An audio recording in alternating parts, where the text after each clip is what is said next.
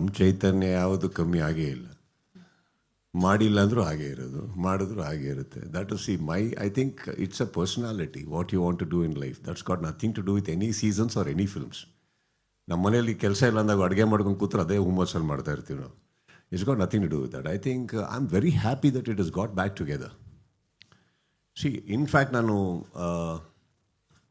ಒಂದು ನೀವೆಲ್ಲ ಅರ್ಥ ಮಾಡ್ಕೊಬೇಕಾಗಿರೋದು, ನಾನು ಟ್ವೀಟ್ ಮಾಡಿದಾಗ it was not a threat, it was not a warning, it was an expression and a opinion that I wanted to share with the world, right? ಹಾಗಿರಬೇಕಾದ್ರೆ ನೀವು ಹೇಳ್ತೀರಿ ಎ ವಿಯಲ್ಲೂ ನೋಡಿದೆ ಎಲ್ಲರದ್ದು ಆಲ್ಟರ್ನೇಟಿವ್ ಇಲ್ಲ ಹಾಗೆ. Okay, that's a very beautiful gift ನೀವೆಲ್ಲ ನನಗೆ ಕೊಟ್ಟಿರೋದು, by saying that again and again, making me believe that how much I am loved. That is not the point. ಇನ್ನೊಬ್ಬರು ಕೂಡ ಬಂದು ನಡೆಸ್ಕೊಟ್ರು. ನನ್ನ ಪ್ರಕಾರ ನಾನು ಆ ಬಿಗ್ ಬಾಸ್ ಶೋ ಮಿಸ್ ಮಾಡ್ತಾ ಇರಲಿಲ್ಲ. ಬಹುಶಃ ನಾವು ಕುತ್ಕೊಂಡು ನಾವು ನೋಡ್ತಾ ಇದ್ವಿ.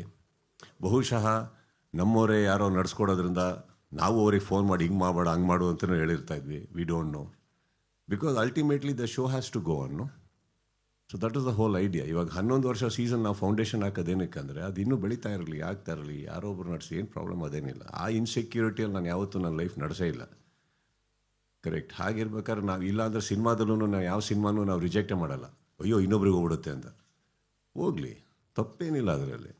But I think we should always feel secured and be confident about what we are, irrelevant to what we are doing.